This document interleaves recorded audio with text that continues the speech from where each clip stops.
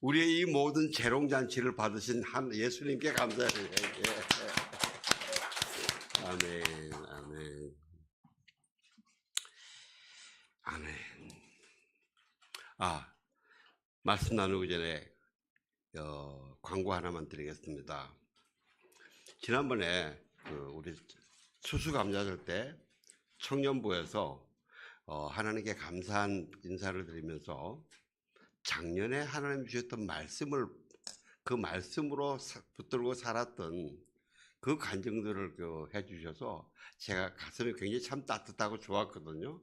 그래서 오늘 생일 잔치를 열심히 잘 만들어 주신 여러분께 예수님께서 내년에 붙들고 가실 말씀을 이렇게 성탄 트리에 걸어놨거든요. 이렇게 이 말씀을 뽑으셔가지고 오늘은 여러분들의 재롱잔치도 하셨기 때문에 진짜 좋은 말, 딱 맞는 말씀 주실 거예요. 그러니까 요거 1년을 아주 멋지게 살고 내년에 또 한번 우리가 기뻐하는 그런 시간까지 갖게 되기를 부탁드립니다. 아멘. 하나님께서 우리에게 주시는 말씀은 누가복음 2장 7절에서 14절입니다. 저와 여러분이 한 절씩 교독하겠습니다. 마리아는 첫 아들을 낳고는 아기를 천으로 싸서 구유에 눕혔습니다. 여관에는 그들의 들어갈 빈방이 없었기 때문입니다. 한편 목자들은 바로 그 지역 들판에서 살며 밤에 양떼를 지키고 있었습니다. 주의 천사가 그들 앞에 나타났고 주의 영광이 그들을 환하게 둘러비쳐서 그들은 너무나 두려웠습니다. 천사가 말했습니다. 두려워하지 마라. 보아라, 내가 너희의 오늘 구주이신 주 그리스도가 다윗의 동네에서 태어나셨다. 너희가 손에 쌓여 구유에 누워 있는 아기를 볼 것인데 그것이 너희에게 표적이 될 것이다. 13절 14절 같이 봉독합니다. 갑자기 그 천사와 함께 하늘의 군대가 큰 무리를 이루며 나타나 하나님을 찬양하며 말했습니다. 지극히 높은 곳에서는 하나님께 영광이요 땅에서는 하나님의 은총을 입는 사람들에게 평화로다. 아멘. 네. 하나님을 기쁘시게 해드리는 사람들. 오늘 성탄절입니다. 예수님의 2025번째 생일이래요, 그죠? 예수님 참 연세도 많으셔, 그죠? 근데 걱정하지 마세요. 이 다음에 우리 천국 가면 다 나이 비슷해져요, 우리. 예수님의 생신이기 때문에 잔치인데 이 천국 잔치예요. 하나님의 잔치예요. 모든 잔치는 항상 기쁨이 충만해야 됩니다. 초청하는 사람이나 주인이나 초청하는 사람이나 손님들이나 다 같이 기뻐해야 돼요. 하나님이 그러기를 원하세요. 난 오늘 우리 예수은혜교회 청년들하고 성도님들이 이 칸타타 하시는 거 보고 제가 칸타타의 개념을 깨트리는 시간이 됐어요. 보통 우리가 경험하는 칸타타는 쭉 노래하고 전문팀들 와서 했잖아요. 근데 우리는 전부 다 한 분도 빠지고 다 참석하니까 이게 훨씬 더 아름답고 좋은 거죠. 아멘. 예. 아멘이 좀 약해요. 진짜 제가 정말 제가 아까 좀 하는데 너무 제가 감동해서 막 이 눈물이 글썽글썽한데 우리 민지자매가 찬양 끝났으니까 올라가서 사인을 주는데 제가 그걸 못 보고 있었던 거예요. 그러니까요. 예. 마태복음 22장에 보면요, 예수님이 비유를 말씀하십니다. 한 왕이 자기 아들을 위하여 혼인잔치를 베푸는데 막 아름다운 걸 산의 진미를 다 준비해 놓고 몇 사람 청하니까 이 사람들이 안 와요. 자기 일이 바빠요. 다시 한번 그 종들을 보냅니다. 보니까 나는 지금 오늘 내 밭을 읽어야 되고 어떤 사람 내가 사업 계약이 있고 하여튼 다 그런 이유들로 안 와요. 그러니까 왕이 다시 한번 사람들을 어디로 보내는가 하면 이제는 초청한 사람 말고 나가서 길에서 만나는 사람 다 데리고 와라. 그러니까 성경에 보니까요, 와, 악한 자나 선한 자나 다 불러왔어요. 그래서 제가 얼마나 위로가 되는지, 나는 이제 이 천국 잔치에 안 맞는 사람인데 나도 불러주시니까 그게 꽉 찼는데, 임금이 잔치를 시작하면서 잔치 상을 한번 쭉 둘러봅니다. 근데 그 중에 한 사람이 예복을 안 입었어요. 예. 그러니까 왕이 너는 왜 예복을 안 입었냐? 그래서 이 사람이 말을 못 합니다. 그러니까 왕이 그럽니다. 임금이 사환들에게 말하되 그 손발을 묶고 바깥 어두운 데에 내어 던져라. 거기서 슬피 울며 이를 갈게 되리라 하니라. 그러면서 청함을 받은 사람은 많은데 택함을 입은 자는 없는 적다 이거 말이에요. 예, 하나님께서 우리를 천국 잔치에 부르는 데는 무한히 다 부릅니다. 그런데 그 잔치에서 택함을 받는 사람, 마지막까지 예수님의 인정을 받는 사람은 그렇게 많지 않더라는 이야기입니다. 저는 여러분 한 사람 한 사람은 반드시 택함까지 가시기를 주의 이름으로 축원합니다. 예. 오늘 본문이 마리아와 요셉이 베들레헴 마구간에 예수님을 출산하셔서 천을 쌓아서 구유에 눕혔어요. 다른 한편 이 지역 들판에서 목자들이 양을 지키다가 홀연히 이 주의 천사들이 와서 이 사람 너무 놀랍니다. 그 광채 속에서 너무 놀라는데 그들이 하는 이야기가 무서워하지 마라. 다윗의 동네에 하나님의 모든 사람이 좋아할 소식, 하나님의 아들 메시아가 오셨다. 그래서요. 그러면서 14절 다시 한번 좀 띄워주실래요? 오늘 그 천군 천사들이라는 찬양입니다. 같이 노래 부릅시다. 시작. 이 높은 곳에서는 하나님께 영광이요 땅에서는 하나님의 은총을 입는 사람들에게 평화다. 하나님의 은총을 입는 사람들에게 평화로다 알겠습니다. 이 찬양인데 이 앞에 전반부 있지 않습니까? 지극히 높은 곳에서 하나님께 영광이요. 이 번역은 각 번역자들마다 틀림이 없습니다. 같은 번역입니다. 그런데 두 번째 후반부에 땅에서는 하나님의 은총을 입는 사람들에게는 평화로다. 샬롬. 이 번역은 번역자들에 따라서 좀 다릅니다. 왜냐하면 이 앞에 노래가 시고 찬양이기 때문에 일반 설명문이 아니거든요. 그래서 이 사람들의 감동에 따라서 조금씩 번역이 다릅니다. 그런데 대부분은 뭐냐면요. 이럽니다. 땅에서는 하나님을 기쁘시게 하는 사람들에게 샬롬 평안이다. 이제 하나님을 기쁘시게 하는 사람에게 하나님이 주시는 평안을 주신다. 여러분 지금 이걸 공연을 마치고 나니까 여러분 마음 가운데 어떤 마음이 있으세요? 어떤 마음이 있어요? 괜찮아요. 말씀해보세요.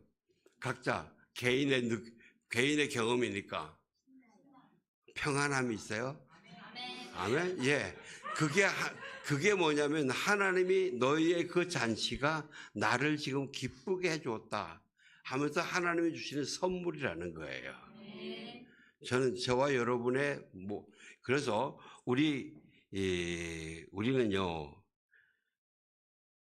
하나님이 모든 백성에게 큰 기쁨 될 좋은 소식을 다 알려주었는데 무한한 은혜를 주셨는데 악한 자나 선한 자나 모두 주셨는데 하나님의 구원의 선물인 평강 샬롬은 그 하나님의 주신 우리의 그 소식을 내가 잘 받아서 하나님을 기쁘시게 해드리면은 비교해드리면 그것이 그 열매로 하나님이 나에게 평안을 주신다.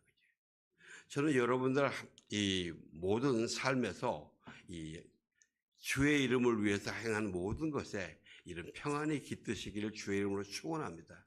그래서 네가 열심히 해주면 고맙다. 저는 그래서 이런 것 같아요. 하나님 아버지가 나의 사랑과 헌신, 내 아들까지 내준 이 사랑이 효과 있네. 사람들이 살아오네. 사람들에게 생명이 일어나네. 사람들이 눈을 뜨고 가슴을 열렸네. 이런 기쁨. 예수님은 또 뭐라 그러시겠어요? 와, 내가 겟세마네 동산에서 3번이나 주님 저 이 십자가 안 지면 안 됩니까? 그랬는데 그래도 그러나 내 뜻대로 마시고 아버지의 원대로 되기를 원합니다. 내가 그렇게 했는데 야, 정말 아버지 말씀대로 참 잘했다. 이 사람들이 나의 그 십자가와 그 부활의 죽으심과 부활의 공로로 이들의 영혼이 이렇게 살아나는 거 얼마나 좋으냐. 아버지도 얼마나 기뻐하시겠냐. 예? 아버지도 나를 세상으로 보내실 때, 나를 십자가에 보내실 때에 마음이 얼마나 아프셨겠어요. 그냥 하나님이 그냥 독생자를 내주셨거든요. 예? 그때 하나님도 마음이 편치 않으셨을 거예요. 더더구나 겟세마네에서 아버지는 그한테는 모든 게 가능한데 혹시 이 잔 나한테 지나가면 안 되겠습니까? 아들아, 안 된다. 네가 십자가를 쳐야 된다. 그렇게 염려하셨던 그 아버지의 그 사랑이 이렇게 열매를 맺는구나.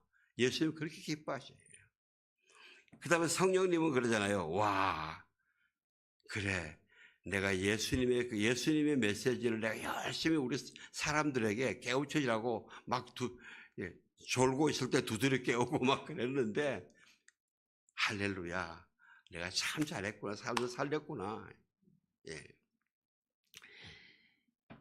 여기서요, 하나님을 기쁘시게 해드린다는 이 기쁘시게는 단어는요, 헬라어로 유도키아라고 해서 좀 특이한 단어입니다. 이게 어떤 단어인가 하면 보통 다른 기쁨이 아니고 성소를 기뻐한다. 그러니까 여러분 주일날 하나님 예배 드리러 갈 때 하나님을 만나러 가는 거잖아요. 하나님의 성전에 가는 거예요. 그래서 여러분이 찬양할 때 예수님을 묵상하면서 예수님의 심령을 얻기 위해서 찬양하잖아요. 그때 기대하는 기쁨이 있지 않습니까? 또 기도하고 이 말씀 묵상할 때 이야말로 세상에 줄 수 없고 세상에 알 수 없는 기쁨들이에요.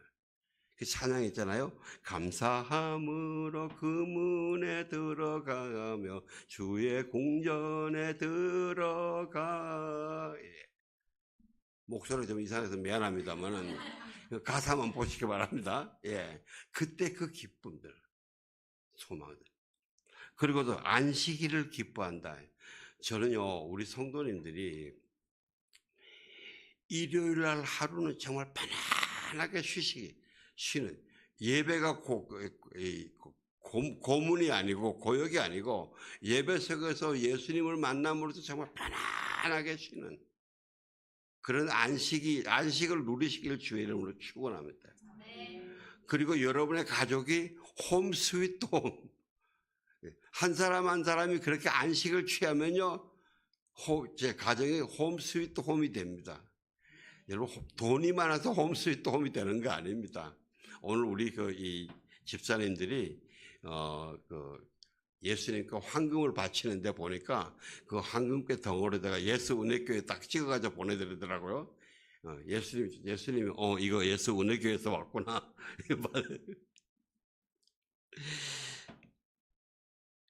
그 안식이 그래서 영성훈련에서 one day with God 이래가지고요. 다른 거 다 끊어버리고 전화기도 없애버리고 성경하고 노트만 딱 들고 차 타고 이 야외로 가가지고 공기 좋은 데로 가서 하나님만 바라보면서 하나님께 말씀을 드리고 기도하고 찬양하고 하나님 주시는 말씀을 내가 또 적고 이런 그 훈련이 있는데요. 여러분도 한 번씩 막 답답할 때 그걸 한번 해보시기 바랍니다. 집에서 딱 떠나세요. 일에서 떠나버리세요. 떠나고 딱 전화도 받지 말고 전화도 꺼버리고 그리고 이 성경과 노트와 펜만 가지고 하는 거예요. 그래서 하루를 지나고 오는 거예요. 한번 해보시기 바랍니다. 그래서 엄청 하나님이 그 놀라운 은혜를 주신다고 저는 믿습니다. 예. 그리고 진리에 대한 기쁨. 여러분 혹시 이런 기쁨 경험 있어요? 있으시라고 믿습니다. 내가 뭐 어떤 문제 때문에 막 고민했는데 마음이 막 답답했는데 문득 성령님께서 어떤 말씀, 성경 말씀을 딱 주셔서 그 말씀을 듣는 순간에 내 눈이 떠지고 답답했던 가슴이 열리고 뻥 뚫리는 이런 경험 있으시죠? 예, 그런 기쁨. 예, 그런 기쁨이에요. 여러분과 저는 그리스도인들이기 때문에 이런 기쁨으로 예수님을 기쁘시게 해드리길 주의 이름으로 축원합니다. 성경에서 그게요 너무 어려운 거 아닙니다. 어려워요. 여러분들이 지금 오늘 그 드린 재롱 잔치에도 그 예수님을 그렇게 기쁘시게 해드린 게 있고요. 마태복음 8장에 보면 여러분 이 어떤 백부장이 자기 그 이 신하가 아프다고 와서 중풍병을 고쳐달라 그러니까 예수님이 그래요. 그래, 내가 가서 고쳐주겠다. 예수님이 가서 고쳐주겠다 그러시는데도 우리 같으면 예수님이 우리 집에 오신다니까 얼마나 신나요, 그죠? 그래서 막 모시고 어서 오시오 하고 모시고 갈 텐데 이 백부장이 이렇게 이야기합니다. 주님, 내 집에 들어오시는 것을 나는 감당하지 못하겠사오니 다만 말씀으로만 하옵소서. 그러면 내 하인이 낫겠습니다. 예수님 우리 집까지 그냥 오시느라고 수고하지 마시고 그냥 말씀으로 선포하십시오. 예수님은 그 모든 권세를 다 가지신 하나님이십니다. 예? 나도 백부장인데 내 밑에 부하들이 있는데 내가 말하면 다 듣습니다. 이 병도 예수님이 명령하시면 듣습니다. 그렇게 말씀하시니까요. 이 예수님이 그러세요. 와, 놀랍다. 내가 이스라엘에서 이만한 믿음을 못 봤다. 그러게. 이만한 믿음을 못 봤다. 예수님이 그러세요. 아니, 그동안 선지자들을 보내고 출애굽을 시키고 하나님의 모든 기적들을 보여줬는데도 그 이스라엘 백성들은 내가 왔는데 아직 모르고 앉았고 이 이방인이 사람도 아니라고 이스라엘 백성들이 무시하던 이 사람들이 이렇게 예수님을 알고 고백한단 말이죠. 와, 예수님이 감탄하시는 거예요. 그래, 네가 믿은 대로 되라. 예수님 기쁘시게 해드린 거예요. 누가복음 10장에 보면요, 예수님이 이제 예루살렘으로 올라가시면서 70명을 2명씩 전도에 예수님이 가실 곳으로 먼저 보냅니다. 그래서 이 사람들이 갔다 와서 그런다 막 너무 신났어요. 주님, 이때까지 우리 주님의 이름이 별로 힘 있는 줄 몰랐는데 가서 귀신들을 만나보니까 주 예수의 이름으로 대적하는 게 이것들 다 도망갑시다. 너무 신났어요. 여러분 그거 신 안 나겠어요? 이거 신나요. 한번 해드려야 되죠. 너무 신나서 그러니까 예수님이 그러세요. 그래, 귀신 쫓은 거 잘했다. 잘했는데 그거로 기뻐하지 말고 너의 이름이 천국에 기록된 것으로 기뻐해라. 너희가 하나님 나라의 군사, 하나님의 군사라는 확인을 받은 그거로 기뻐하라. 왜냐? 사람들은요, 막 조금만 너무 좋아하고 자랑하다 보면 교만해져요. 교만해져요. 예수님이 그렇게 말씀하시고도 그래요. 그 다음에는 정말 성령으로 기뻐하신다. 성령으로 기뻐하시면서 하나님, 아버지, 이들을 통해서 이렇게 이 일을 보여주시고 너무 감사합니다. 내 아버지가 하신 겁니다. 그래요. 사랑하는 성도 여러분, 저와 여러분은 그리스도인입니다.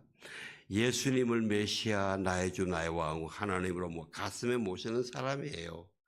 우리가 예수 그리스도의 이름으로 모여서 예배를 드리든 함께 모든 애찬을 하든 기도회를 하든 찬양 모임을 가지든 다른 것보다 예수님을 먼저 기쁘시게 해드리는 그러한 천국 잔치가 되시기를 주의 이름으로 축원합니다. 그 표정으로 여러분 마음 가운데 안식과 기쁨이 있으면요, 아, 찬양하니까 그냥 기분 좋다. 이러지 마시고, 아, 오늘 우리가 드린 찬양과 예배가 하나님을 기쁘시게 해드렸구나. 예? 예수님을 기쁘시게 해드렸구나. 하나님, 예수님 받아주셔서 감사합니다. 이런 잔치하시는 분이 되시기를 주의 이름으로 축원합니다. 여러분, 가나의 혼인잔치 보실래요? 가나의 혼인잔치에 예수님이 오셨어요. 예수님이 거기 오셔서 물을 포도주로 만드는데 아주 지독하게 마시는, 이 지독이 이상하다고 그죠? 엄청나게 마시는 포도주를 만드셨어요. 근데 거기에 있는 신랑도 혼주도 다 결혼 행사를 주도하던 이 연회장도 그 맛있는 술을 먹으면서 감탄을 하면서도 예수님은 못 만나요. 이게 어디서 나왔는지 못 만나요. 누가 아닙니까? 예수님의 제자들하고 예수님의 말씀대로 물통에 물을 갖다 채운 이 신하들이 아는 거예요. 하인들이 아는 거예요.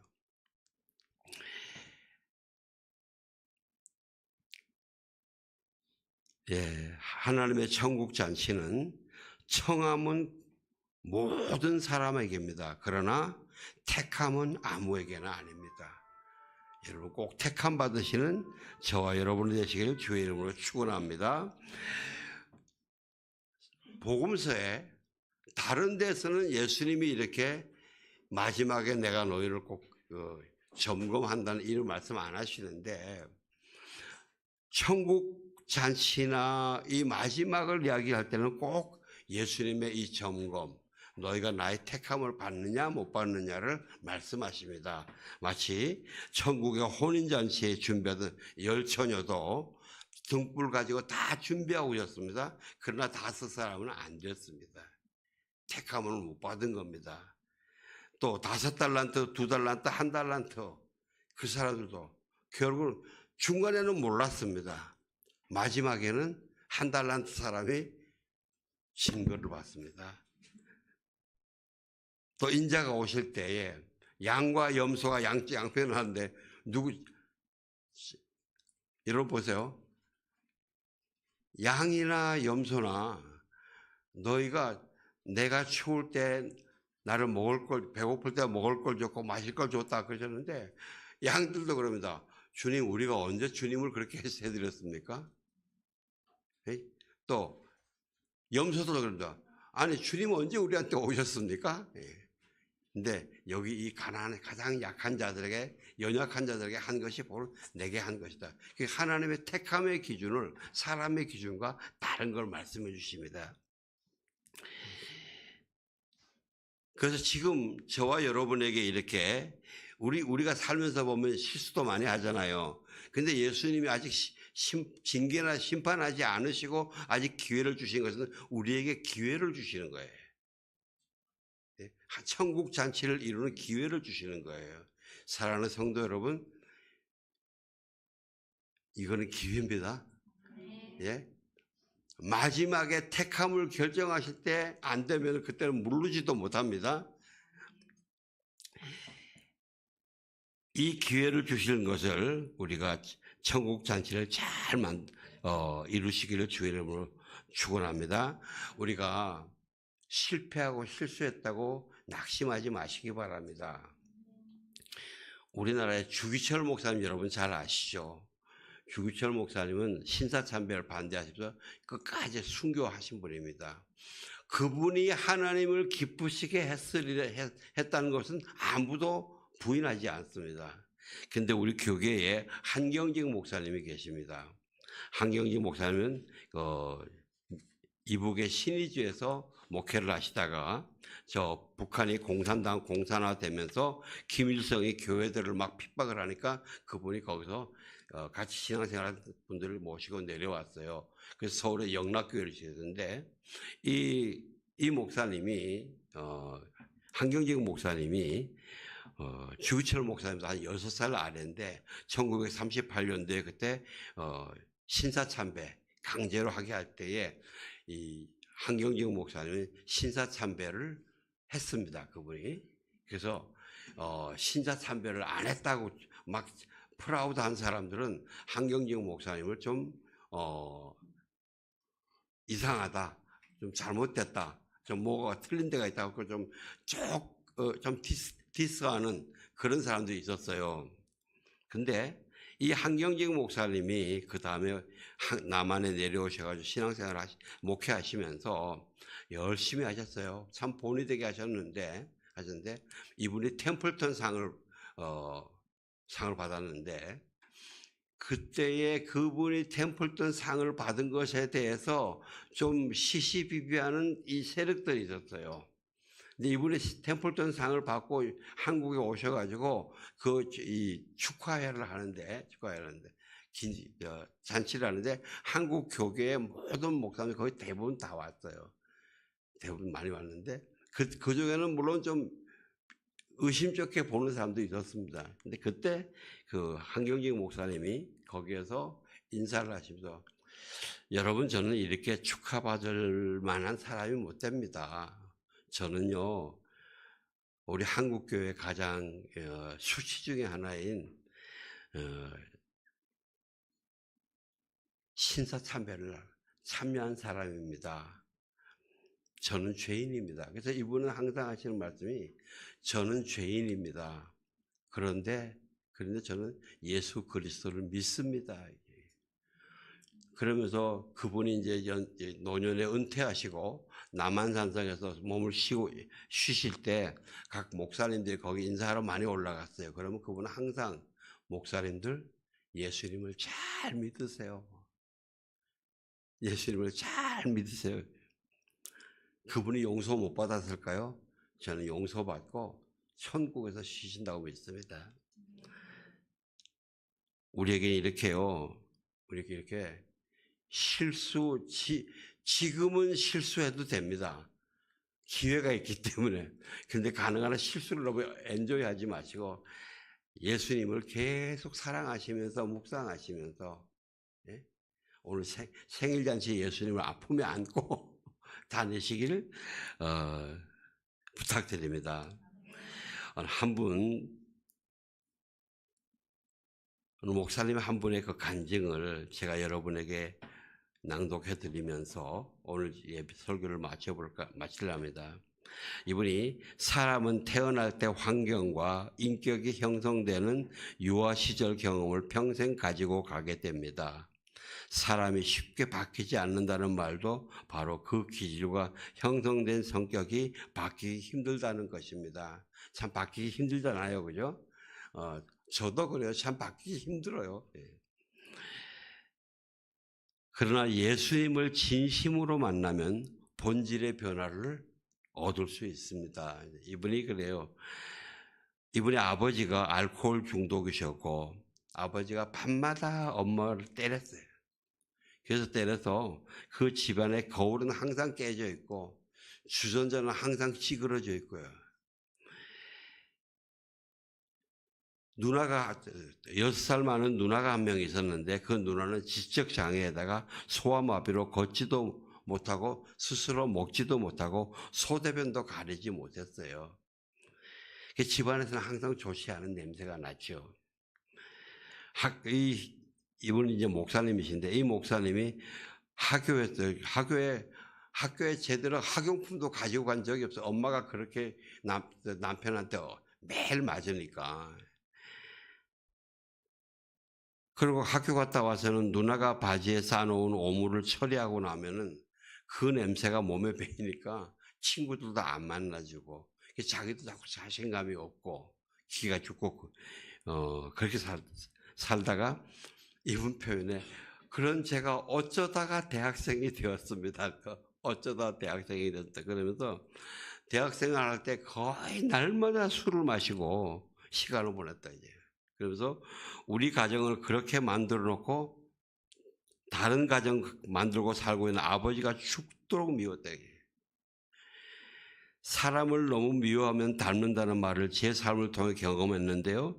밤새 술 먹고 머리가 깨질 듯한 아픔으로 학생회관 화장실에서 세수하는데 거울 속에 비친 제 얼굴은 아버지의 얼굴과 꼭 그대로였다. 예. 그러던 그분이 여름방학 무렵에 어느 선배님이 대학생 캠프에 가자는 권유를 받고 혹시라도 여자친구 하나 얻을 수 있을까 해서 그런 기대로 이 술 2병하고 담배 6갑을 가지고 참석했답니다. CCC에. 예. 그래서 교회를 다니지 않던 자기는 정말 머리가 깨지는다. 한 2, 3일 하니까. 그런데 설교도 알아들을 수 없었지만 마지막 집회 때에 모든 사람은 죄인입니다라고 목사님이 선포하셨는데 그때의 그 목소리에 자기가 아무도 모르는 자기가 숨겨놓은 죄가 생각이 난 거예요. 그거 지가 생각이 나서 통곡하고 울었는데요. 그게 뭐냐면 고등학교 1학년 때 누나가 자기 노트를 다 찢어놓은 걸 보고 아버지를 향한 증오와 함께 누나를 구타한 거예요. 저들을 팬 거예요. 아무도 제가 누나를 때렸다는 것을 모릅니다. 그러나 그 누나를 그렇게 때리고 난 다음에 3년 후에 누나는 26살의 나이로 하늘나라 간 거예요. 얼마나 평생 미안했겠죠. 그죠? 그랬는데 그런 수련의 마지막 날 그런 제 죄를 씻어주시는 주님을 만나게 됩니다. 그래서 이분의 고백이 아버지를 인간 쓰레기 취급했지만 저 역시 다를 바 없다는 사실을 깨달았습니다. 제가 예수님을 믿었다고 해서 집안 형편이 달라지거나 아버지가 알코올 중독에서 벗어난 것은 아니었습니다. 그러나 잘 살아보겠다는 의지가 생기고 한번 잘 살아봐야 되겠다. 바르게 살아봐야 의지가 생기고 그리고 제 과거를 남에게 밝히고 새로운 사람이 되겠다는 결심이 부끄럽지 않았습니다.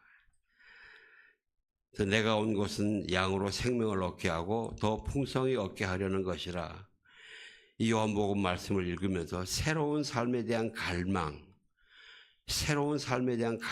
곧 주 예수님이 주시는 생명력임을 깨닫게 됐습니다. 그래서 예수님을 믿고 새로운 가정을 가지고 싶었어요.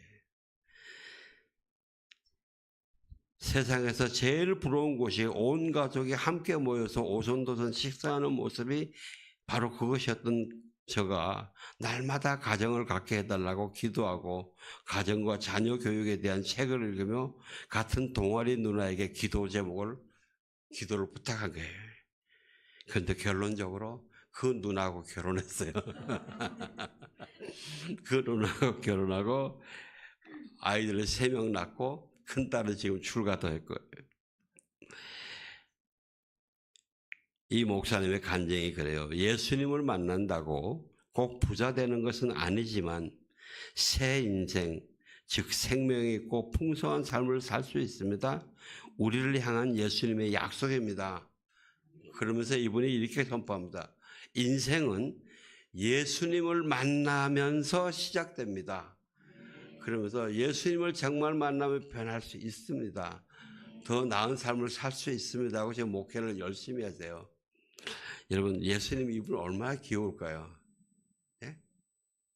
사랑스럽지 않을까요? 마치 우리 자녀들이 한참 딴 데로 나갔다가 멀리 갔다가도 회개하고 돌아와서 바른 삶을 살면 그때 제일 부모님을 제일 기쁘게 해드리는 게 바로 그거 아닙니까? 그죠?